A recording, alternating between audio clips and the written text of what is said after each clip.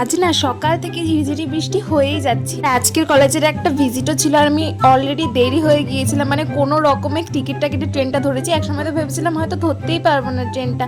তো যাই হোক, আমি তো অলওয়েজ লেট হয়ে যাই না কেন ট্রেন ধরার থাকলে। তারপরে সেখান থেকে দমদম নামলাম আর ওখানে নেমে না আমি একটা কানের দুল কিনেছিলাম, কারণ আমার ওই কানের দুলটা ভালো লাগছিল না। তারপরে ও আমাকে আরো একটা কানের দুল কিনে দিল। একজন দুল কিনে দিচ্ছে আর একজন পরিয়ে দিচ্ছে, মানে ব্যাপারই আলাদা। এরপর আমরা চলে গেছিলাম মেট্রো স্টেশনে। এখানে একটু ভিডিও করবো ভাবছিলাম, সবাই তো ভাবছিলাম আমি রিলসে নাচবো, কিন্তু তারা তো জানে না যে আমার ওরকম কোনো ইন্টেনশন ছিল না। যাই হোক, এরপর নতুন ধরনের একটা টিকিট দিয়েছিল, সেটা আমি জানতাম না কি করে অ্যাক্সেস করতে হয়। মানে পিছনের লোকগুলোর থেকে না আমি গালি খেতে খেতে বেঁচে গেছি লিটারেলি। আমি কোথাও যাবো আর সেখানে কোনো আজব ঘটনা ঘটবে না, এটা তো হতেই পারে না। তো যাই হোক, আমরা সবাই মিলে মেট্রোতে উঠে বললাম। তারপর সেখান থেকে নেমেছিলাম রবীন্দ্র সরোবর। এখান থেকে নেমে আবার অটোতে যেতে হতো, আর অটোতে নামতে নামতে না এত খিদে পেয়ে গিয়েছিল, নেমে না একটা বিস্কিট কিনেছিলাম আর আমার পাশে দাঁড়িয়ে চিপস খাচ্ছিল, তাই ওর থেকে আমি একটু ভাগ বসিয়ে দিলাম। পর আমরা পৌঁছে গেলাম ওই অর্গানাইজেশনটাতে। এটা একটা ওমেন ওরিয়েন্টেড অর্গানাইজেশন ছিল, আর এখানে না অনেক নতুন নতুন কিছু জিনিস দেখলাম, যেটা দেখতে ভীষণ ভালো লাগছিল। কিন্তু আমার হঠাৎ করে জানি না ওখানে পৌঁছানোর পর ভীষণ শরীরটা খারাপ লাগছিল।